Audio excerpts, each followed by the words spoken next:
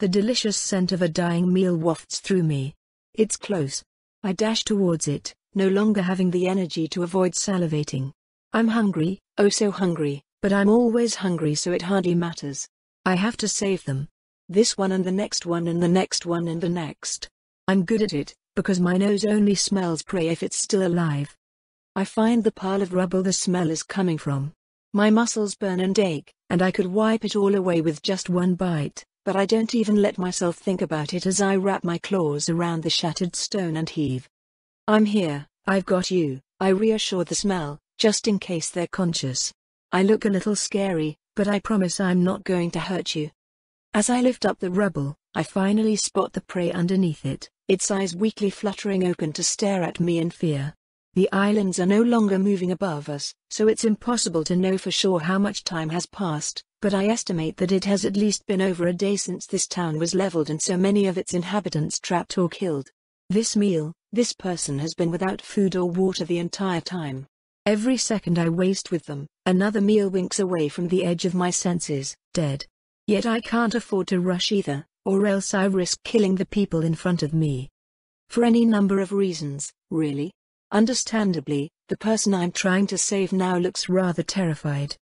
I'm a nice Vrithitso, I promise, I insist, using two arms to push the block of stone I'm lifting above my head so I can get close enough to reach another arm out and grab the human.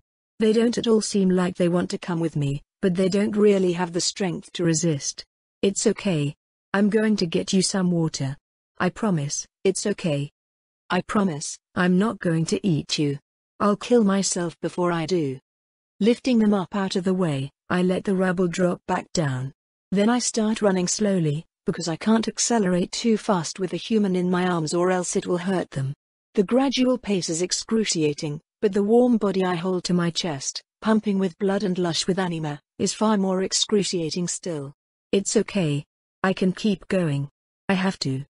A bit under a minute later, I make it to the clearing by the spring where the local Templars have set up camp. They eye me warily as I approach, still nervous around me even after the thousands of dying people I've brought them for rescue, even after the half-dozen times one of them has attacked me in a panic and I've had to avoid them. They are slowly getting used to me, but none of them have lived in Skyhope and none of them know I used to be a Templar myself, even if only for a little bit.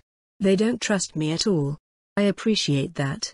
The people I know have been trusting me a little too much, in my opinion. I suppose a little trust would be nice just so they stop getting in my way, though.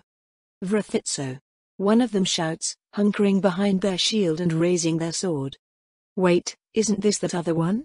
A second one answers hesitantly, though he also raises his weapons at me. Grinding my teeth in frustration, I start to slow down. I don't want to have to dodge swords while holding someone on death's door. Is there another Vrithitso around? I call out to them. I can handle it for you.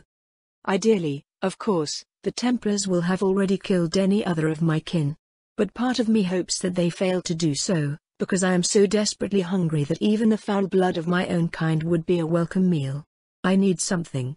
Anything. But I just can't stop now, not unless it's for something serious. Like a Vrithitso. I start sniffing around for one of my own kind, since that will probably give me better information than just waiting for the Templars to respond anyway. Nothing. The tantalizing scent of human is too thick, it's too hard to focus on anything else. I suppose that means if there is one of my kind around, they at least probably aren't very strong. Look, this one is dying, I call out again, indicating the human in my arms. Can you just take them and get them some water and whatever else they need without stabbing me? The Templars hesitate, but someone calls out behind them. Get out of its way, boys, the captain in charge snaps. It's been helping all damn day, just let it. Sighing with relief, I jog forwards, nodding a brief thank you to the captain as I run past his subordinates and take the person in my arms to the medical tent. I quickly drop them off and leave before I can bother anyone too much, and sprint back out of the camp. Just keep going. Just keep saving people. More and more until there is no one left alive. Then, and only then, will I rest. It's horribly easy to find people trapped in the rubble. My senses, designed as they are to seek out living souls, are ironically quite adept for search and rescue purposes. I can just follow my hunger, and it will lead me right to the closest person who needs help. The monstrous instincts I have that push me to find and kill food. I'm almost thankful to have them here. There's something deeply triumphant about twisting them towards the purpose of saving people, rather than hurting them. Back and forth I run, moving rubble, grabbing humans, getting them to safety, and returning to do it all again. I don't know how long it's been and I don't know how long I continue. I lose myself in the repetition of it, letting routine trump feral urge, becoming a machine instead of a monster. Whatever works. Whatever gets the job done. More and more people die while I rescue their peers. I'm never fast enough, but I still can't stop running. And then something new enters my senses, and my hunger screams too loudly to be ignored. Rich. Powerful. Certain death. The perfect meal. My hunger needs to know what it now senses, and I barely have the mental presence to be thankful I am not currently carrying someone. I surely would have dropped them before sprinting off toward the source of this smell. Where is it? Where is it? Up in the sky? My eyes gaze frantically above the tree line, and then I spot it. Brilliant blue. A truly divine meal. How do I get it? I don't think I can jump that high. As I rack my brain for an answer, it turns to look at me and starts descending. What luck. I watch out of the corner of my eye as one of my brethren leaps out from the trees towards my meal, and a whip-like tendril of blue streaks from the food and snaps through them, killing them instantly. I tense and crouch lower as I approach. I will need to dodge those attacks if I am to eat. But even as I get in range, my meal does not strike. Am I being baited to approach? It doesn't matter. I have to approach anyway. My jaw aches for blood. Closer, closer. I accelerate towards my food, drinking in details that might be dangerous. Forearms, I won't be able to overwhelm it easily. Compound eyes, flanking will have limited effectiveness. Bright blue scales, attacks other than my teeth and spines likely won't penetrate. However, the scales don't seem to cover the entire body. They almost look. Oh, it's armor, not a body part. Dragon scales, like Vita wears. This is a person. This is Vita. This is a person named Vita and I know her and I can't eat her. I can't. My mouth is open wide to bite, my claws are ready to grab and gouge, my quills are thrumming with energy and drinking in light, but I still force myself to slow down. My sprint becomes a jog, my jog becomes a staggered walk, and with all my willpower I force myself to a stop in front of her, twitching and hyperventilating, reduced to nothing but a war between instinct and reason. But it's one I'm winning. Holy shit, Lark, Vita says. How are you even? Fuck, okay, I got you. I have a bunch of food, and you need to eat, alright? I don't answer, of course, because I'm not really a person right now, but I mechanically chew a little when she reaches forward and carefully puts an ensouled meat ration in my mouth. I swallow as soon as I'm able, letting the ecstasy soothe my aching body and take just a little bit of weight off my straining mind. Vita continues to feed me, her indescribably wonderful soul filling me up like nothing else for the instant before the hunger returns after every swallow.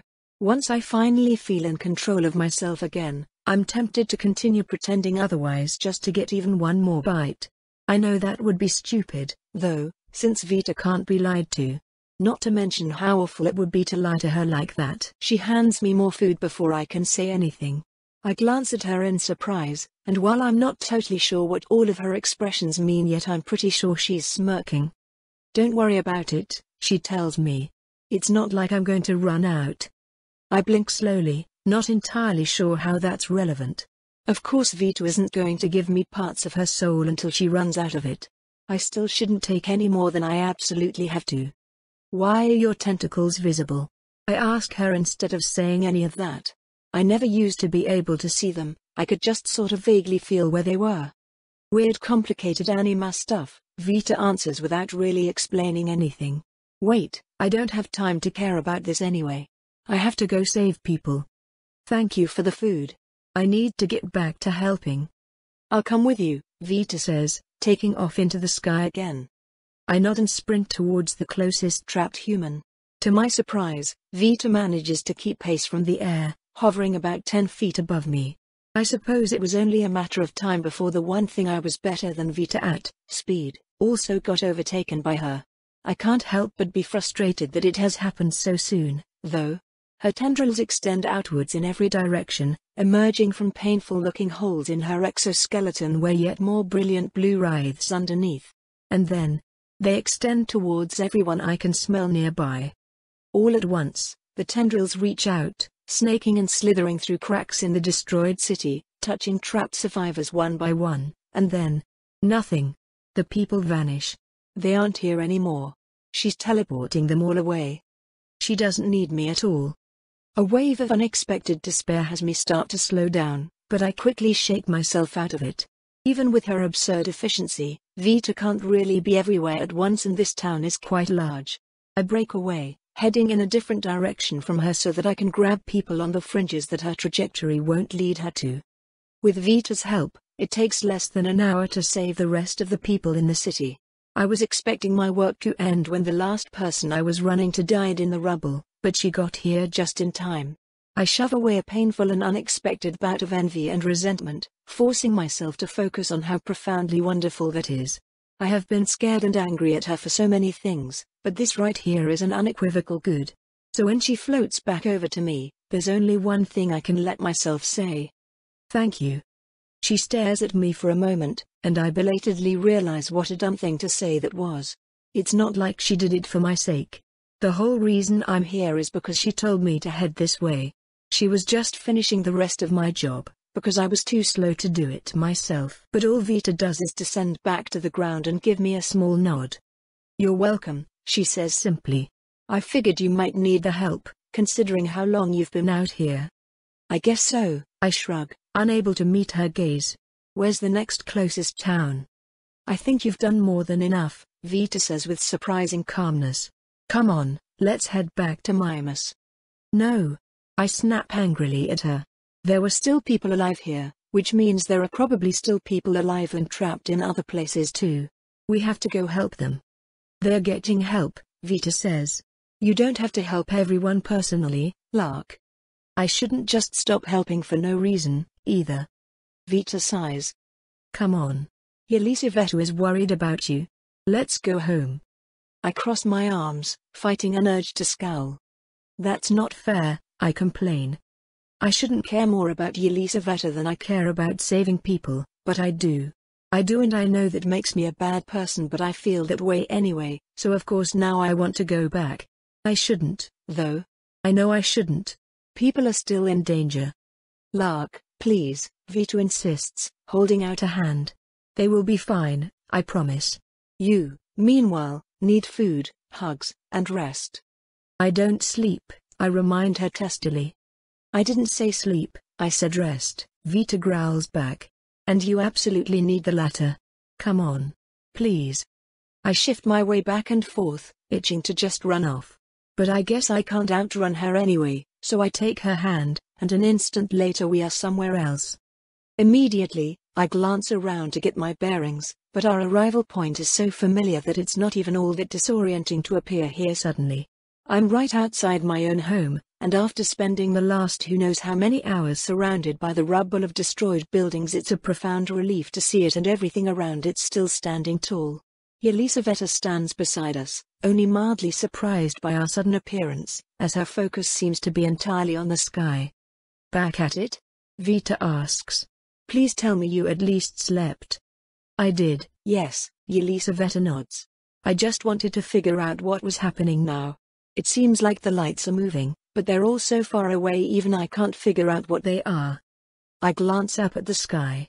The sphere that the Mistwatcher had been tearing apart and devouring is less than a husk now, nothing but a handful of discarded stones in the sky, like gravel thrown by a titan. There's nothing to look at anymore, and the Mistwatcher seems to be done with whatever it was doing, but it's not returning to us. It's still up there in the sky.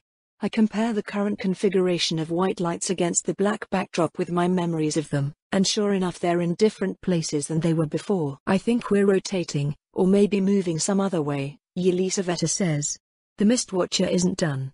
He's taking us somewhere. Terrifying, Vita sighs. Nothing we can really do about it, though. Anyway, I just wanted to drop Lark off.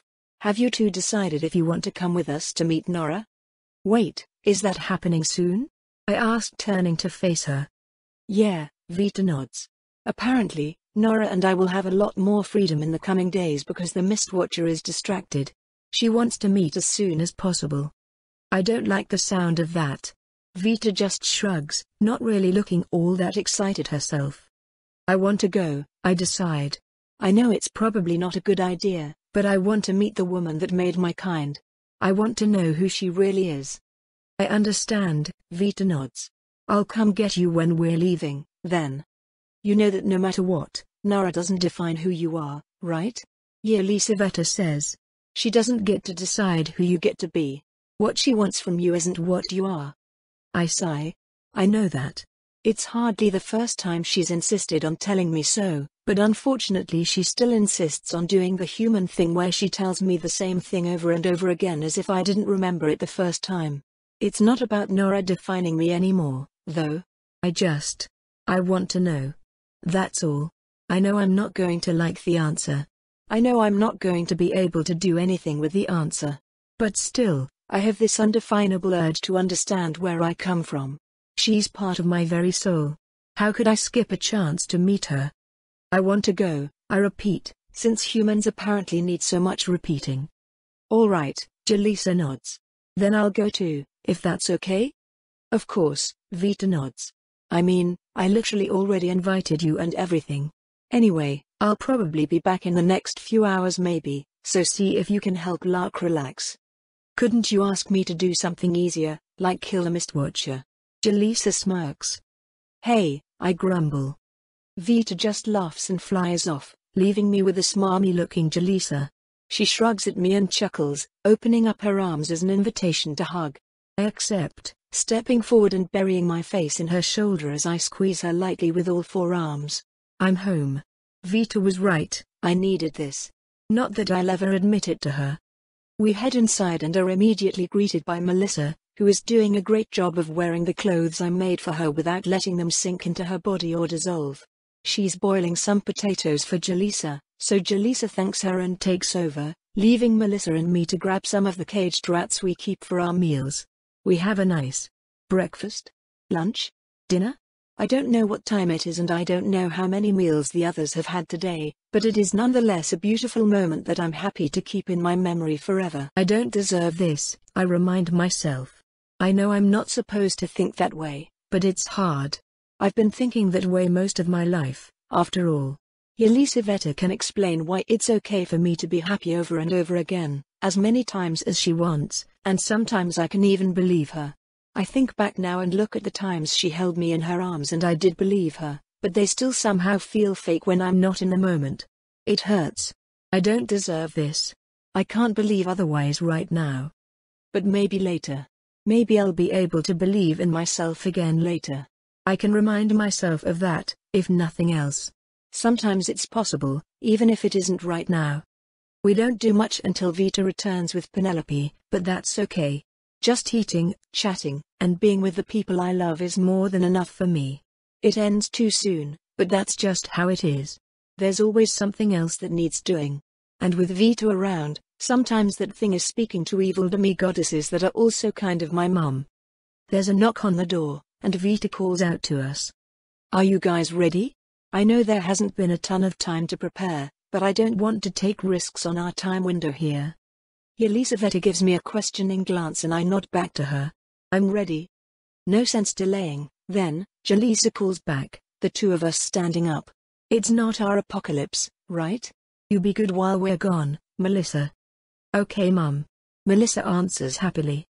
Yelisaveta freezes for a moment, then walks over and wraps the slime girl up into a big hug. You little rascal, she murmurs. I love you so much. I hesitate, shocked and a little confused by this interaction. This is the first time Melissa has called Yelisaveta Mum. I mean, she kind of is our mom, but it's weird to say that, right? Get over here and join the family hug, Jaleesa orders me, trying not to cry. I guess I can't say no to that. I embrace them both, soaking in Jaleesa's warm strength and Melissa's cool pliability. I really do love them both. Like I loved August. Like I imagine a family to love.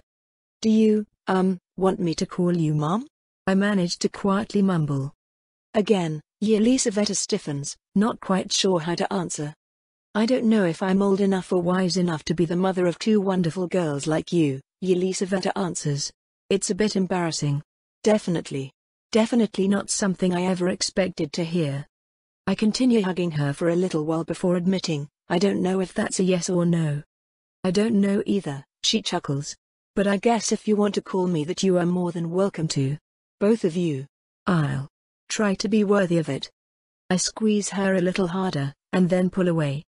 Well, you're about to meet your competition, I remind her. I doubt she'll be a difficult one to beat. Jaleesa laughs, wiping a tear from her eye as she gives our favorite slime girl one last squeeze and waves goodbye, following me towards the door. Vita, Penelope, and Nugas, of all people, are waiting for us on our porch. Only two moms, huh? Vita smirks. Amateur. Immediately, Nugas busts out laughing as Penelope puts her face in her palm, muttering something about it not being a competition. I'm particularly confused about why Nugas is here, especially since she's uncharacteristically dressed in some very practical light armor rather than her usual, rather less covering outfits. It very much looks like she's dressed to travel, but the only place it would make sense for her to be going is. Nugas, are you coming with us? I ask. She smiles, and I already know that means yes. I can't help but feel a little nervous at that, no matter how guilty it makes me. She looks exactly like Vita did, back when I was little. Certainly much more expressive, and her eyes are a lot more blue, but other than that? It's like a spitting image of some of my worst memories, and when I first met her I nearly had a breakdown. Tensions have cooled off a lot since then, though. Nugas and I actually see each other a lot, since she's responsible for a lot of the managerial work that goes into maintaining Mimas. Whenever I was needed for something other than my usual monster patrols, she was usually the one giving me my instructions. She would kind of be my boss, if Mimas worked that way. But of course, just when I was starting to get used to her, I learned why she looks like that. I learned that she's an animancy victim on a whole different level than any of my revenant friends. I learned that she was, by her own admission, tortured and murdered. She says that she's a different person now, a new person, and she's happy that way. I can't help but find it horrifying, though. Partially for the obvious reasons, like the murder and the animancy abuse and all that.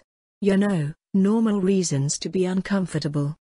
But I also find it horrifying because I consider the idea of being wiped away and replaced with a better, happier person to be terrifyingly appealing. I don't like how I have a yearning for it, for something that's so much more beautiful than suicide but still far too uncomfortably close. Just thinking about it twists my insides into knots and reminds me of all the ways my mind just doesn't work right. The more I think about it, the more it makes me hate myself. And of course, that only multiplies the wish to be someone else. I thought I'd gotten over wanting to die. But is this really any different? I admit, I may have invited myself along. Nugas grins, snapping me from my thoughts. It seemed to me that Jaleesa would need some help keeping the rest of you out of the wrong kinds of trouble. I can't say it fills me with confidence to hear the implication that there are right kinds of trouble. Jaleesa sighs. Don't you worry about it one bit, Jaleesa, Nugas titters. You can leave all of that to me. And in truth, I'm mostly just curious. I've been quite negligent in meeting my lady's future in-laws. We are not engaged, Nugas, Penelope mutters, blushing slightly. You wanna be? Vita asks casually. Penelope blushes far deeper, rubbing her hands against her temples. Everyone else goes silent. Did I just witness a proposal? Let's talk about this later, Penelope manages. In private? Sure, Vita shrugs. Well, if nobody has anything else to do, shall we get going? We all confirm that we are ready, and moments later an invisible force wraps around us, pushing up against the bottom of my feet and lifting me into the sky. I jolt in surprise and stumble, falling backwards onto solid air. A flying platform of some sort? I feel around with my hands as we continue to ascend and find that it's more than just a platform, it's an entire bubble that protects us from falling out and shields us from the high-speed winds as we accelerate. Gosh, and I remember having to travel in Vita's arms just a few months ago. People have often told me that it's terrifying how quickly I learn new things and become stronger, but this is another level entirely.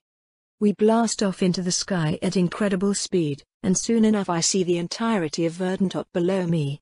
The massive, vibrant forests are of course the most obvious feature, the brilliant green doubtlessly giving Verdantop its name.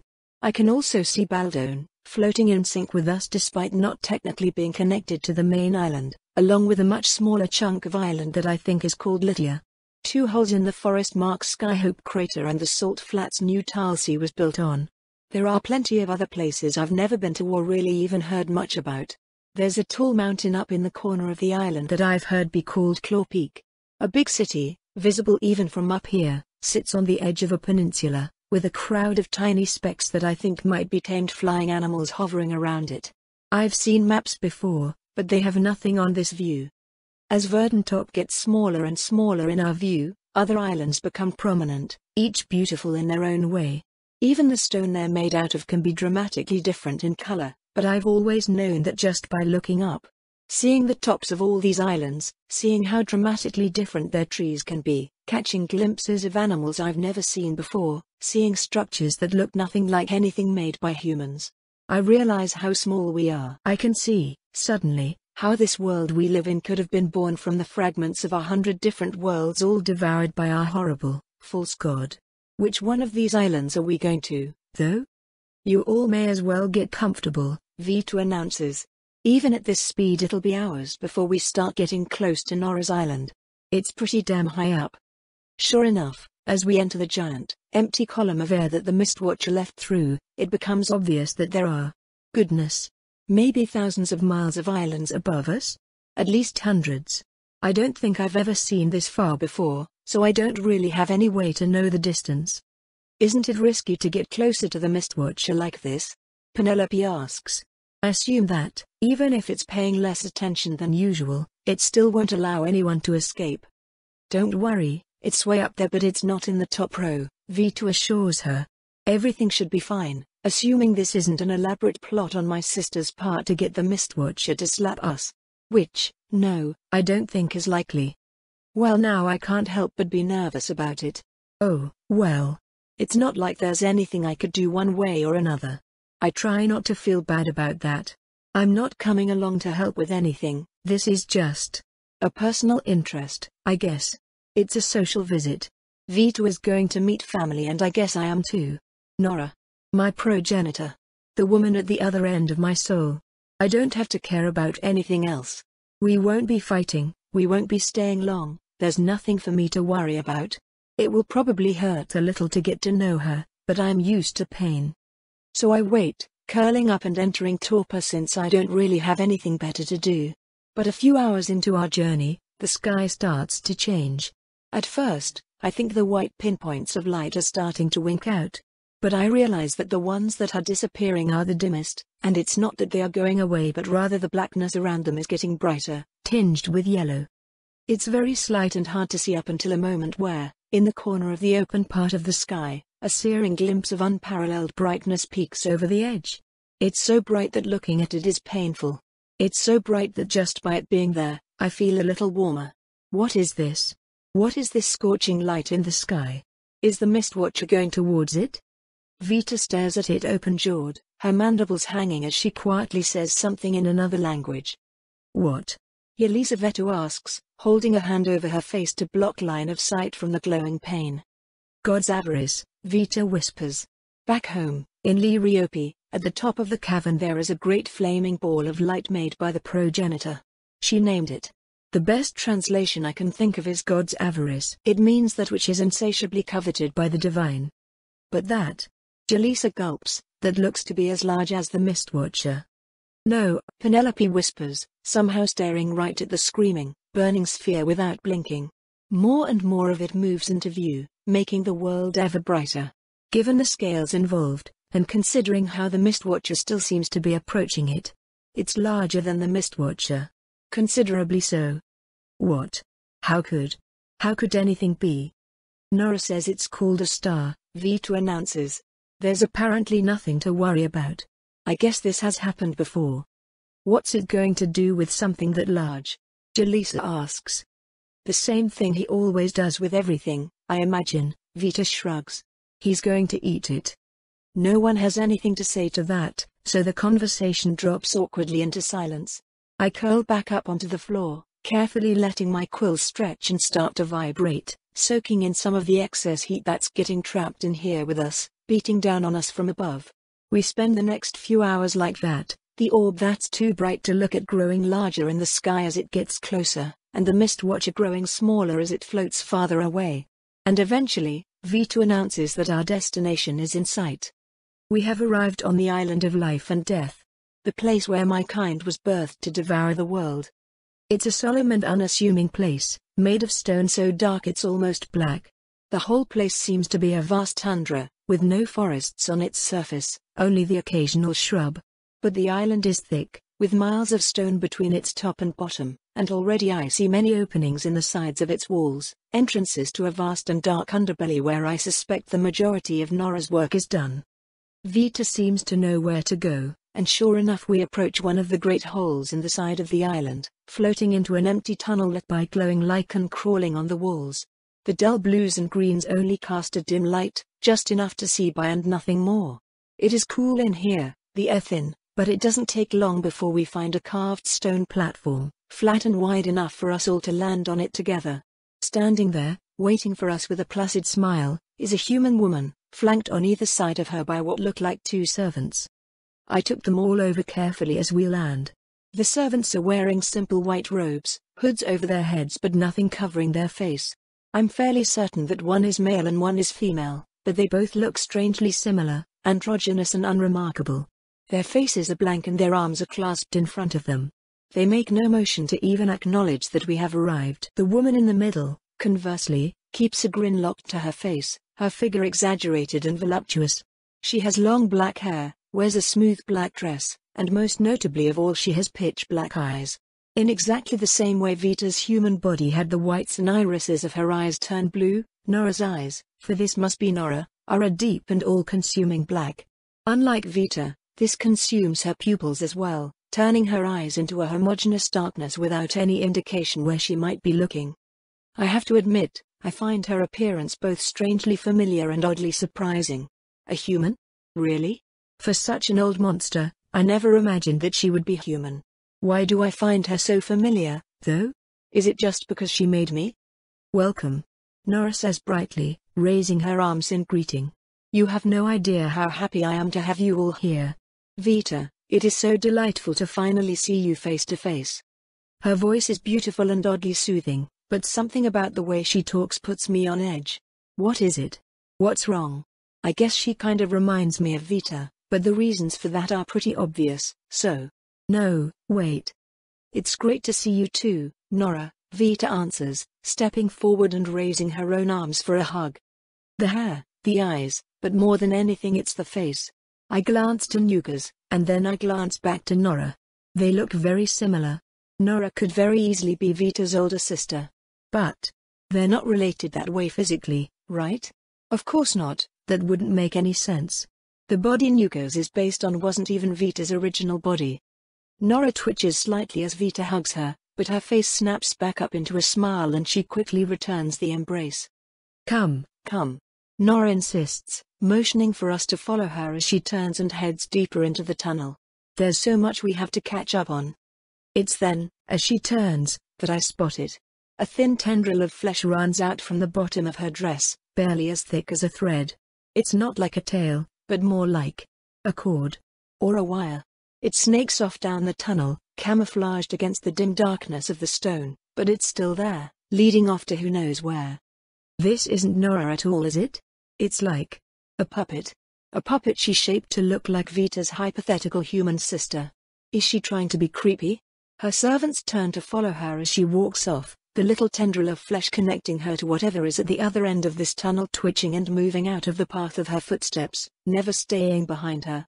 Like something is reeling it in the closer she gets to wherever it leads. There's so much I have to show you, sister. The puppet says excitedly. We're going to have such a lovely time. My older sister's island is weird. Really weird. It's not even just the disturbingly textured caves lit by glowing mushrooms, although they're certainly a little strange. What are these walls even made of? Enamel? It's odd, but not that important. No, the thing that I really can't figure out are the souls. They're just, well, weird. because I can't figure out which one is Nora's.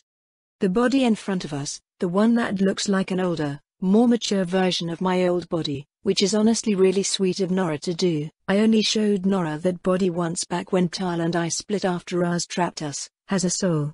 It has a soul that seems like it could quite believably be Nora's soul, even. The problem is, so do tens of thousands of other individual souls throughout the island. My first thought is obfuscation. Nora must know at least some extent of the sensory abilities I'm capable of, so in the interest of keeping the sorts of secrets I do very much intend to puzzle out of her soul, she designed a wild goose chase for me. I don't think that's it, though, Tal muses. It's a combination of too obvious and too ineffective. If Nora doesn't know what we can do, she has no need for this kind of setup. But if she does know the full extent of what we're capable of, she should know that this won't stop us from figuring her out for very long. We look at this many souls at once on the regular, so it only makes sense as an obfuscator if she's confident about our ability being at a very specific and entirely incorrect level. True. So it's either one of many obfuscation tactics designed to spread fire different methods and hope one hits, or the copy souls exist for a different reason entirely. But what? Backup bodies? Multiple simultaneous bodies? Could be backup bodies, yeah. A hive mind, though. Maybe. But Howard. Yeah, wait a second. These souls don't have tunnels to Nora's ocean on the Mana side. So how could they even be connected to her in the first place?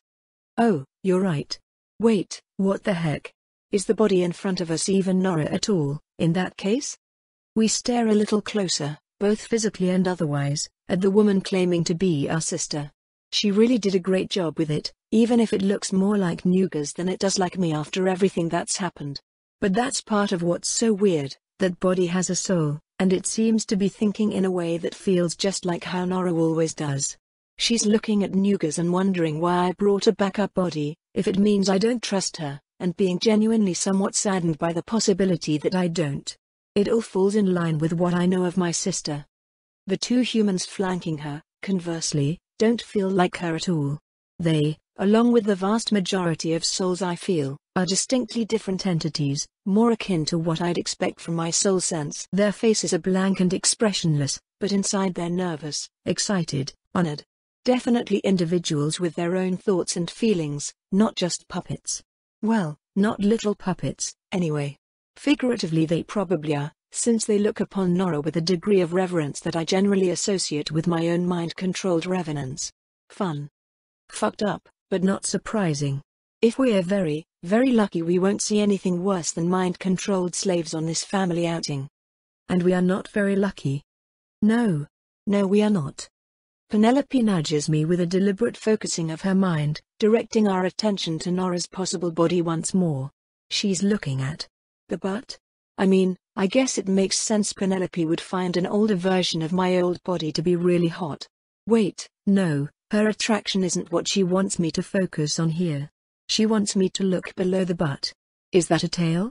It keeps going. And going, and going. Oh dang. A thin cord of flesh snakes off down the tunnel, leading to who knows where. I can kind of map out the tunnels by sensing whether the tiny bug souls I feel are digging underground or in open air, but I don't have any idea where the little flesh rope is going. So Nora's puppet is on strings, then? She's physically connected to something else, presumably something that also has a soul?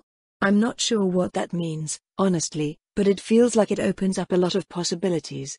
Does my sister just have a bunch of souls at once? Why? How would that even work? So, are you hungry at all, Vita?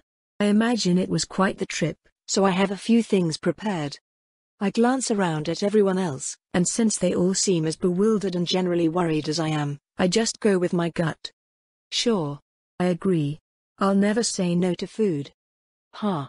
Nora laughs. I suppose that is our nature, isn't it? Right this way, then. I took the liberty of preparing some servants for your stay, by the way. I didn't want to offend my friend Proji by making them look like Liriopi workers, so I hope humanoid servants will do. They're just as competent and loyal, I assure you. Ah. Thanks, that's thoughtful, I agree, though Tal can't help but butt in and ask, Proji, though? Oh, Nora titters. Your however many greats-grandmother gets pissy at me if I call her by her old name, but progenitor is just so stuffy. Not to mention undescriptive. I'm the progenitor of far more species than she is. There's no need to be pretentious. So, you know. Progy. Huh? Okay. So my sister has a weirdly cute pet name for my grandmama. I wonder if I could get away with calling her that? Don't even try it. Okay, but if it's only once. Don't. Fiend. Nora, or her puppet, or whatever she is, glances over my friends, seeming to analyze each of them as we make our way to lunch. She seems confused, mostly. A little intrigued, but mostly just puzzled. Penelope, she seems to understand. We've already told Nora about our girlfriend and Nora seems to regard Penelope with tentative approval, her eyes drinking in every detail of the custom-designed body. For the life of her, though, she can't seem to understand what Jaleesa or Lark are doing here, and she seems almost offended by my backup body, since she assumes it means I'm showing her plain distrust. I should probably introduce everyone. By the way, Nora, I say, awkwardly changing the subject. This is Penelope, my girlfriend. This is Lark, a friend of mine who wanted to meet you. This is Jaleesa, a sort of friend and advisor. And this is Nugas, Penelope's aide. Penelope seems rather conflicted about me introducing Nugas as nothing but her aide, but Nugas preens like she's received the highest praise in the world, so it's hard to feel bad about it. They're all people who I've been through a lot with and owe a lot to. I hope they can make a good impression on you as well. Nora says, her eyes flicking over all of them one more time before she turns back around to continue leading the way. Well, I will naturally do my utmost to be a good host to your companions. I'm not sure the meal I have prepared will be to their taste, however. It's more for our kind, dearie. I'll still have my servants prepare them some nutrition, of course. Here we are.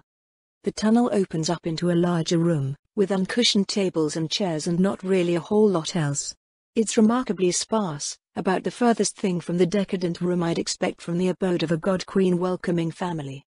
It's homey in here? I manage. Nora comments. Well, I suppose you'd know better than I. I'm not really one for interior decorating. Well, yes. That much is obvious. Why did we just feel a burst of self-satisfied amusement? Did she just tell a joke? Oh geez. Yes. That was a pun. On interior decorating. But how is that? Oh shit, is this cave inside her body? It's gotta be. Unless she's just fucking with us, I guess. Which she totally might be. Nora has everyone sit down on one of the basic tables, with me naturally sitting next to her and Penelope next to me. The others are relegated to the far side of the table, and Nora angles her body to better ignore them.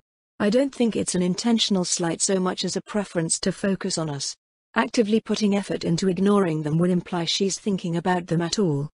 I'm not sure if that's better or worse, so I decide to distract myself from the question by trying to figure out how Nora's body works. If I'm right and we are currently inside her, why does she have multiple souls? And why don't her souls have a connection to her mana ocean? She has to have a connection to her mana self somewhere. Literally, she has to. We find it, we solve the puzzle.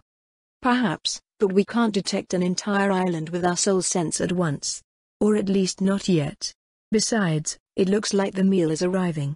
An absolutely pristine-looking set of souls, fat and full and thankfully non-sapient, are getting carried in by a group of human servants.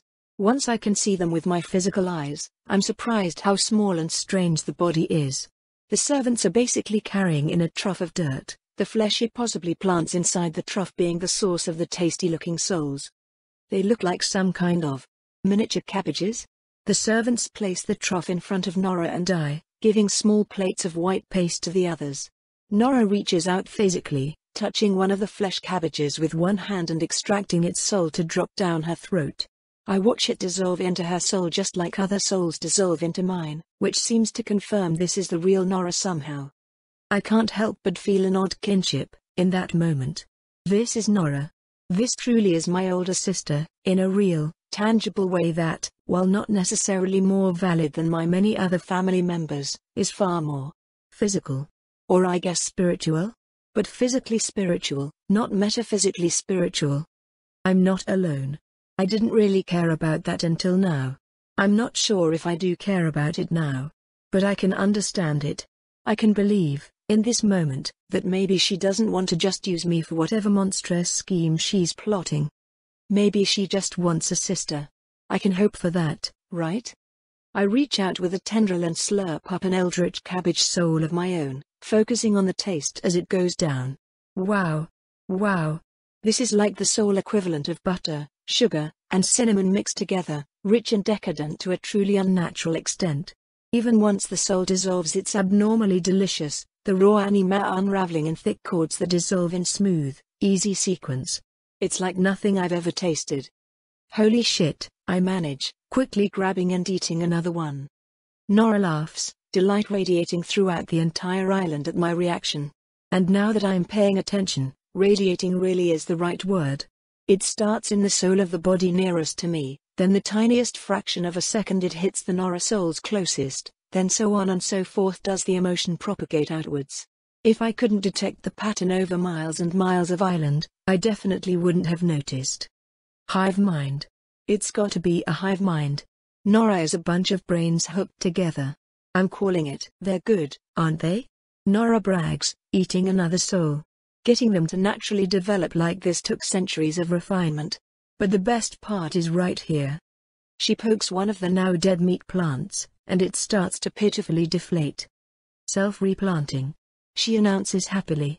The corpse will feed the seed of the next plant, which Big Brother will kindly re-ensoul for us. All it needs is the slightest bit of water and fertilizer.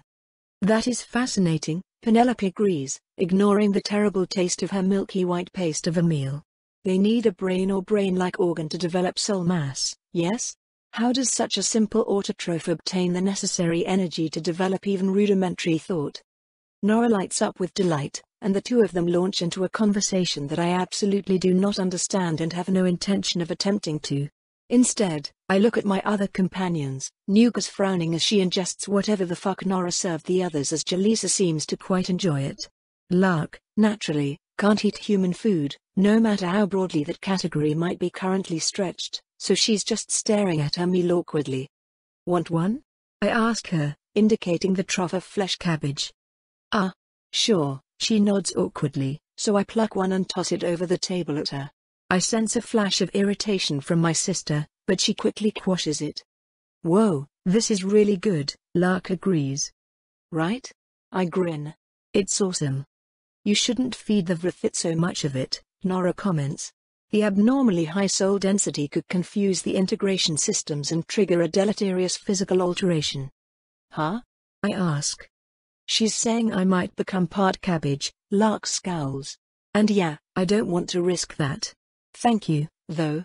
It was very tasty. You doing okay? I ask. Best I can do in a place that makes me want to bite the walls, she shrugs. Well, it seems everyone is done eating, so perhaps we should move on? Nora suddenly butts in. There really is so much I want to show you. Come along. Okay. That was abrupt. She wants attention. She totally wants attention. I shrug apologetically at Lark and wrap my arm around Nora's faux body as she stands up, flashing her an Athanatos smile as I give her a squeeze. Placate the god sibling, placate the god sibling. I might not be subtle, but neither are you, Nora pouts. I don't have to be subtle as long as I'm still reading you right, I counter.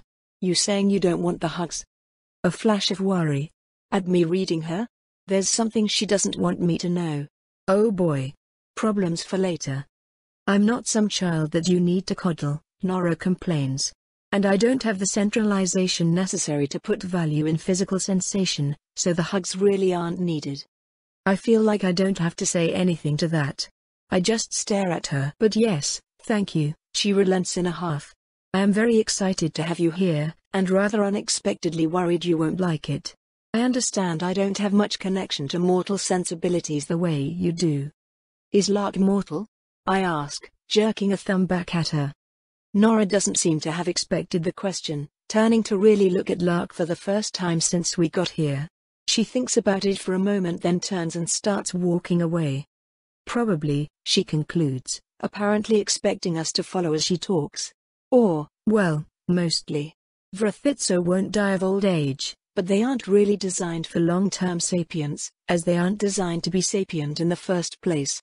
Your friend's brain likely doesn't have the memory capacity for more than a couple hundred years, at most. So does that mean I'll start forgetting things if I live that long? Lark asks, hurrying to follow her. I'll be able to forget? Well, for a certain definition of forget, Nora dismisses.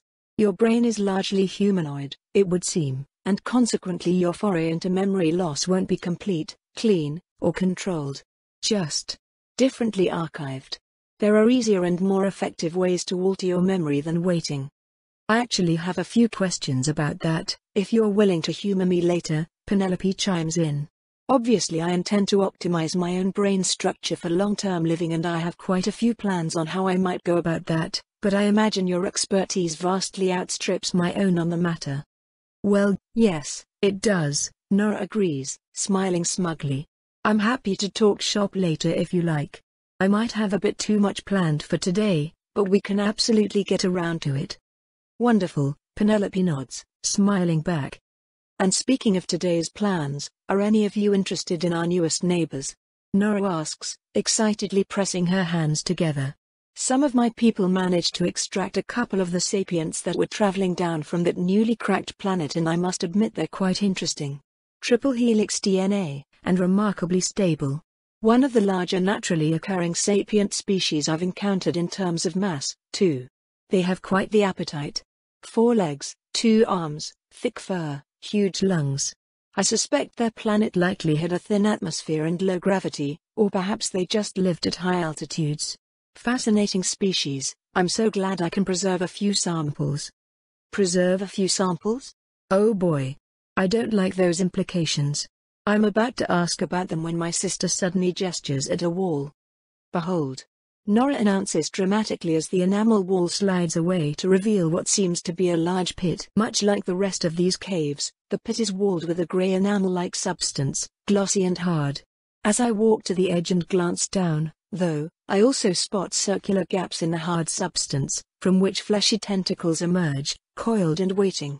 At the bottom of the pit, of course, are the aliens, a pair of them, thick-haired and muscled like beasts. The main part of their bodies sports 4 massive paws, though where I might expect a head on another animal there's instead an additional body segment, where the manipulator limbs are attached, and finally on top of that is the head. Having 4 legs seems rather less useful to me than having 4 arms. My 2 legs have done everything I could ever ask of them just fine, after all. But I guess I can hardly judge another species for inefficiency of form when it doesn't even have magic. As we stare down at them, the 2 beings stare back up at us, horror in their freshly given souls as they hold each other close. They don't know what we are, or what we want. For that matter, they don't know what they are, their minds ravaged with an insidious amnesia. They just know that they live in a pit, and now the tentacles in the walls are hemming them in, forcing them to make themselves easy to see to the unknown monsters gazing at them from above. Aren't they just the cutest? Nora coos. We grabbed 2 that we thought would be a breeding pair, but these turned out to actually be the same sex. They're so cuddly with each other we just assumed. But better luck next time, I suppose. Penelope blinks with bewilderment, briefly wondering if Nora thinks she's a man. Surely not, I did introduce her as my girlfriend. They look rather uncomfortable, Chalisa hedges carefully. Oh, well, yes, I suppose, Nora shrugs. A new environment will do that to people, you know. Still, it's important to establish a baseline for their lives going forwards. Set expectations. Even if they won't breed, we can find useful ways to integrate them with life here, eventually. They might be above the preferred age for this sort of process, but the amnesia cancels out most of the issues that would otherwise be present. What process? I ask, since it's the obvious question on everyone's mind and Nora will always be happier to answer if I'm the one to speak. Cultural development, dear, Nora hums, stroking her fingers down my arm. Do you not? Ah, you're still a princess, of course. I forgot that Progy doesn't give her girls the talk until they start preparing to make their own men. Well, you're a little young for it, but you do have your laudable ambitions and I suppose it is my sisterly duty to educate you. What is this? I'm suddenly very afraid. There comes a time in every immortal's life, sometimes early, sometimes late, when we get fed up with mortals making the same mistakes, over and over again, Nora explains, slipping into a teacher-like lecturer's cadence. Especially so when those mistakes start to interfere with our plans, when even those loyal to us are so mired in their own stupidity and selfishness that they start to consistently fail. So we take over an island or a country or a cult or what have you and start making changes. The question then becomes what to change, and how. And I assume you accomplish this with consistent applications of animancy? Lark interjects grumpily. What? Nora asks, seeming offended. No. Don't be ridiculous. I'm not some two-bit leech on my brother's tit. I'd have to use my own mana for that sort of thing and my mana is precious. You think I can afford to cast animancy on an entire island's population? Of course not. Grotesquely inefficient, and profoundly unnecessary. It's far easier to just... wait, I should make this a teaching moment. What do you think I do, Vita? Me? Oh boy. How would I mind control an entire society? I mean, Grandmama basically does an animancy daisy chain, right? I muse. She influences her daughters, who influence their daughters, who influence their daughters, etc. So everyone, even the lowest rung of society, is constructed with intent by someone above them, ultimately all the way up to her. And the fact that we aren't mad at her about this should be telling. Should be, yeah. One old scary monster of a family member at a time, Tal. I focus on Nora as she shakes her head at me, indicating my guess is wrong. Progy exposes herself to a lot of risk doing that, darling, and risk is not what an immortal should be seeking. A servant of any kind should not be an animancer, especially if you're intending to use animancy on them. That kind of conflict is how you end up with messes like this. She taps Penelope's belly, just over where her soul rests. And I can only assume that didn't end well for whoever made your girlfriend do this to herself. Between animancers, animancy is the last thing you should be leveraging for control. Never give a servant that kind of power. A few eyes in the room drift automatically towards Nugas, who beams under the attention with a vulpine grin. I'm sure it will be fine, she comments demurely. So, what's the answer, then? Penelope asks, taking a half step back as she idly rubs the spot Nora poked. It's simple, Nora answers. You don't need magic at all. Just time. Mortals hardly need to be brute-forced into boxes when you can just raise them there. Our group of various mortals, and once mortals takes a moment to digest that. You're talking about indoctrination, Penelope says, breaking the silence first. Sure, yes, to start, Nora nods easily. Of course, there are mixed benefits to encouraging a culture to be uncritical, and their worth depends on how broadly competent and capable of advancement you want that culture to be. I've met a lot of immortals that make good arguments for keeping a population educated and free-thinking, but it doesn't really match my needs. So yes, I use indoctrination tactics, but I've also had 100 or so generations of only letting more pliable and obedient citizens breed, and that skews my results higher than you're likely to get on a first go at it. No one answers her. What sort of thing can a sane person say in response to that? Eyes naturally drift towards the two human servants Nora has flanking her. What are their lives like? How horrid is this place? Nora muses, following our gazes. Oh, you don't have to worry about them, dears. Neither of them speak this ridiculous woo-woo language you have me using. They're not going to be disenfranchised over us talking like this. They don't understand a thing. Ah, Penelope says, smiling agreeably. That's reassuring to know. Geez, she sounds like she means it, and feels like she means it. Oh wow, she means it. I guess it's a manic day for her, or something? I'm glad to hear as much, Nora beams at Penelope. I can tell you're a good influence on my little sister.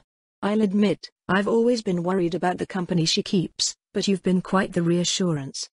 Nora smoothly steps away from the terrifying prison pit and urges us to follow, our tour apparently once more underway. Obviously, I can't help but be annoyed with Nora shitting on my friends like that, but I'm not really sure what exactly to say to her. She can tell I'm pissed.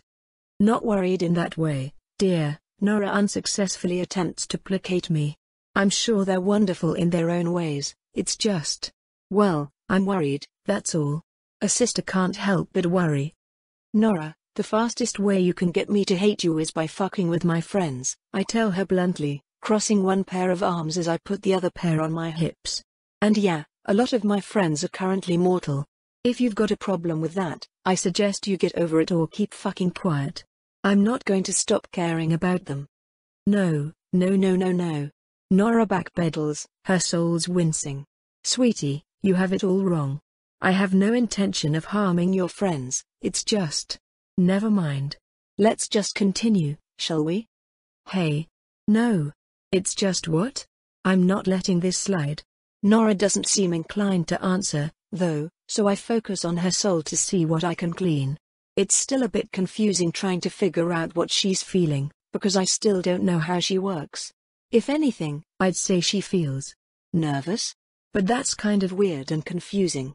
Nora is not exactly a woman who lacks confidence. What is up with all these souls?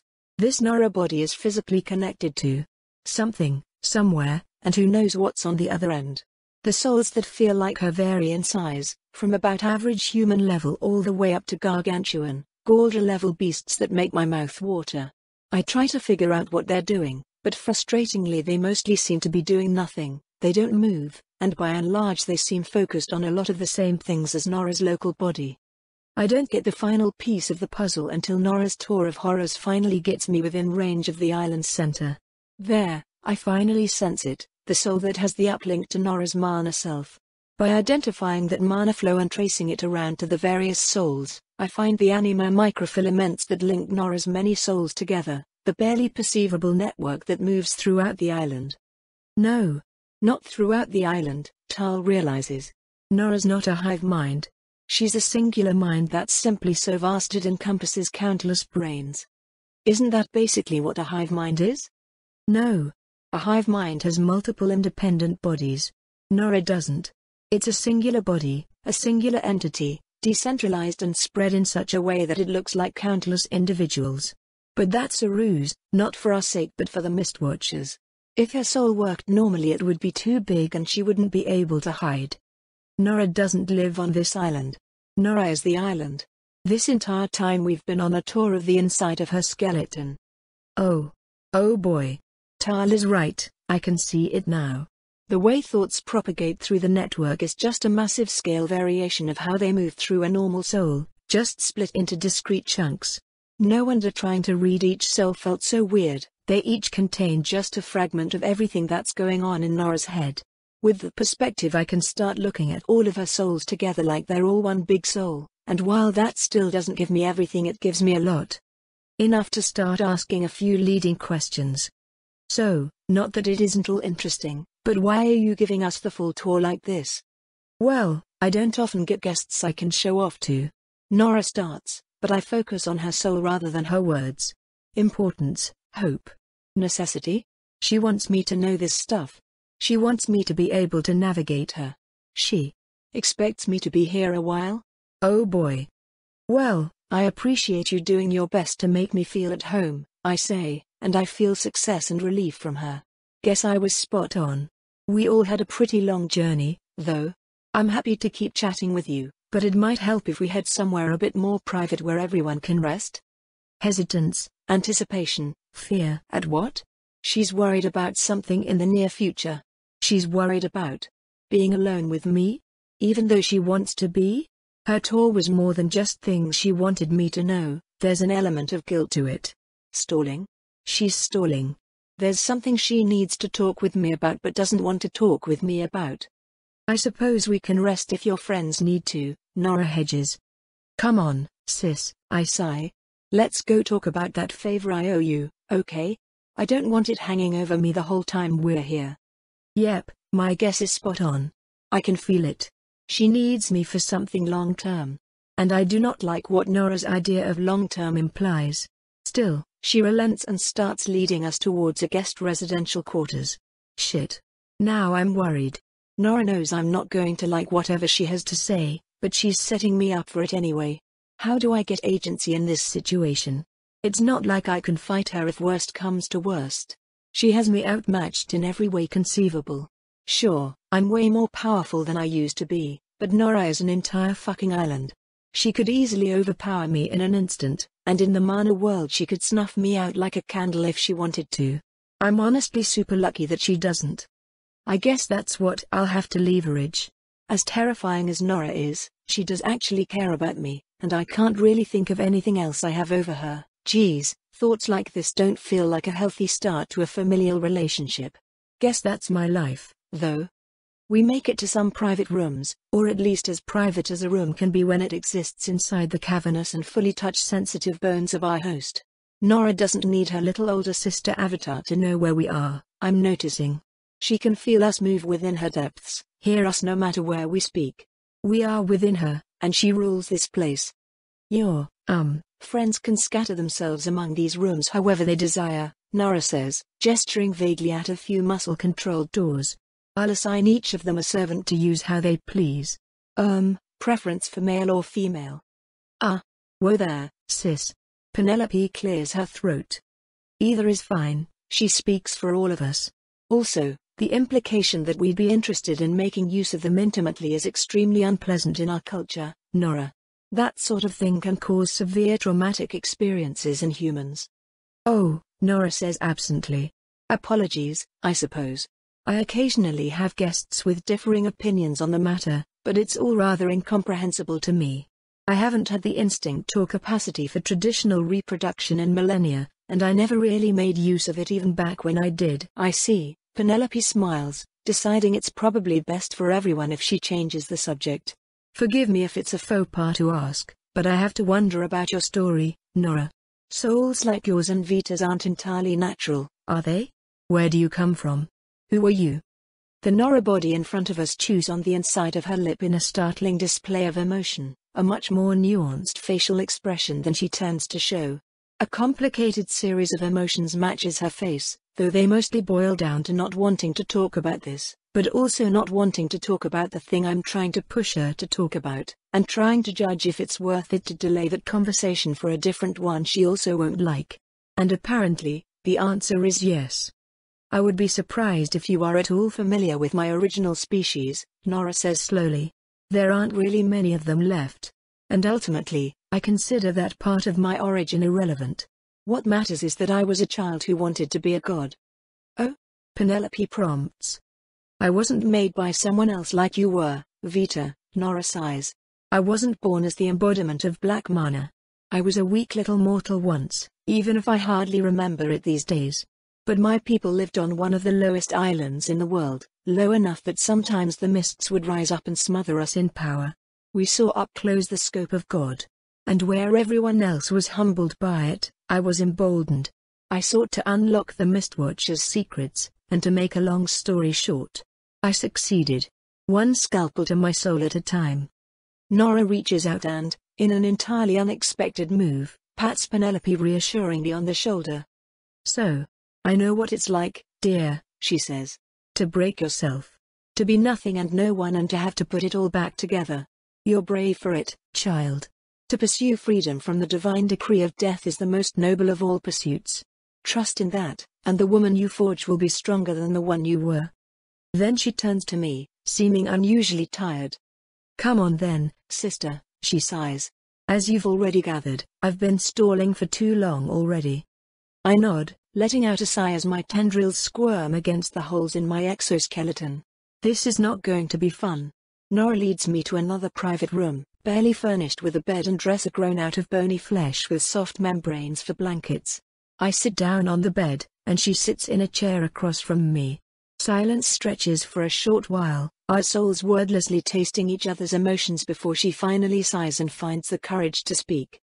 You're much more perceptive than I expected you to be, sister, Nora scowls. Hey.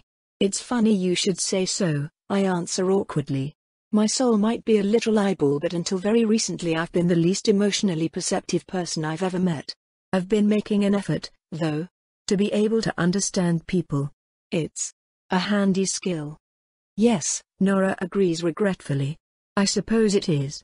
It's a skill I've left to atrophy in the absence of any peers, and today I've gotten to actually see just how much it's withered away. I feel like a mewling fool, not knowing how to host your mortals. It's just been so long since I've had to care. I can only imagine, I admit. I'm glad you're trying, at least. It may be too little, too late, I'm afraid, Nora scowls. This is far from all your friends, isn't it? It will be bothersome, gathering them all. Potentially doable, but I won't really have time to make appropriate renovations. So you do plan to keep me here, I glower. I'd gathered as much. Are you really that lonely? It's not really a matter of loneliness, Nora protests. I plan to leave this world, Vita. Escape our brother's grasp. I want you to come with me. What, just move your whole body, this whole island, all the way up into the horrific black nothingness above us? I ask incredulously. Essentially, yes, Nora nods. We can escape this slaughterhouse, Vita. I've been preparing for it for thousands of years, and nearly everything is already in place. I thought I wouldn't be able to do it this skybreak since it happened so soon, but with your help, I can. That's the favor I want from you. I need probably about half your total remaining volume of mana. And then we're free. This is an insane proposition. It's not that I don't want to be free of the Mistwatcher's clutches, but the idea of uprooting everyone who will follow me, destroying my life and my plans to go shooting off into the unknown with a sister I've known for less than a year and just met in person for the first time is insane. This isn't the kind of thing you can just spring on someone and expect them to be okay with it. Is she really so much in her own head that she can't see that? No, wait. She didn't want to tell me this at all, that's why she was hesitating. Right? Oh shit. It isn't. She's still procrastinating. This is still the soft sell. That's already an absurd thing to ask me, I tell her. But it's not even the catch, is it? Uprooting my whole life is part of the upside to you. What is it you're still afraid of telling me, exactly? You're not going to like it, she fidgets nervously. Yeah, I gathered that. I gripe. Come on, spill it, Nora. It's not entirely about us, is the thing, she mutters. Our brother. You've seen what he does. He's carving this universe apart, devouring it piece by piece. Slowly but surely, he's going to snuff out all life that isn't part of his will. And if that happens, you and I, and everyone else in the universe, is doomed. It will only be slaughter and death. Whatever paradises we can dream up with our powers, they'll never be realized. It won't be possible. Not in the face of his hunger. So if we want our piece of this universal pie, Vita, we have to stop him. I can get behind that in principle, I agree, crossing my arms. Big Brother is a foul excuse for a god. But he's several orders of magnitude beyond both of us. How do you expect to stop him? You and I are the only people who can, Nora answers. We have to find our own worlds. Life free from his grasp. And we have to outgrow him. So that whenever he finds us, whenever his tendrils finally reach for us, out in the great black of the universe outside, we'll be strong enough to fight back. That doesn't sound like a plan at all, I frown. He kind of has a head start on us, sis. A bit of an insurmountable one. He'll grow how fast he can grow beyond what we can catch up to before we even find another. What are they called? Planets? Yeah. We're fucked. He's just too big, Nora. He has too many resources already. Yes, he does, Nora agrees. Which is why, when we leave, we'll need to kill every single living thing on every last island, and devour them in his stead. I find myself unable to respond, unable to even comprehend. It's such an absurd statement that I have a difficult time taking it seriously. Every single living thing? Every last soul in the entire world? It's an impossible idea to hold in my mind. I've been to 4 islands ever, and the islands in the Mistwatcher's grasp number in the thousands. How could even Nora have that kind of scope within her reach? But the pit of horror grows in my belly the more I stare at her in disbelief. She's serious. She has both the means and the will. Nora is going to destroy the world. You're insane, I blurt before I can think better of it. What's even the point of killing the Mistwatcher if you're going to kill everyone on him? There are plenty of points, Nora says patiently. You have seen the truth of this reality. Our world is fenced in by the Mistwatcher's will, but there is a whole universe outside his clutches. And he means to devour it all. Every last thing that has ever been conceived, he will control, parasitize, and force to die. If you're horrified by the scope of death I plan to enact, consider instead the scope of death that the action will prevent.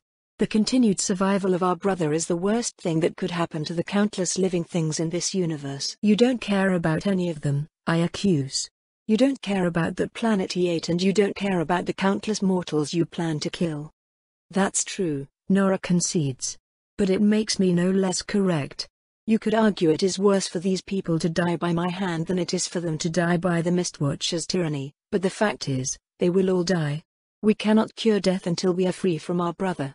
Immortals will remain a restricted, exclusive realm for the superiors among us, and death will be the fate of all else. Is that the world you want to perpetuate? Of course not. I snap. But you can't act like this is the only path forward. We could just leave without killing everyone. Not if we expect to have a chance, Nora disagrees, shaking her head.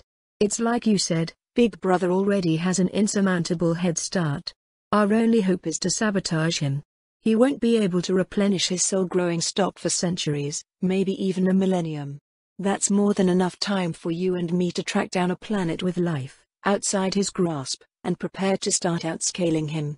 He's big, Vita, but he's not clever. With a few more efficient systems, we can win. I don't know what to say. What she's saying makes a certain kind of sense, and, damn, at certain points of my life I'm not sure if I'd have told her no. That scares me. I know now that I'm not a good person. Maybe I never was, but I certainly managed to get worse for a while there. Maybe it won't mean anything to stop this single, great evil from happening. But I can't just throw away all the healing I've worked for and not try. What can I do, though? How can I stop her? What can I say? A knock at the door sounds like hope. Penelope.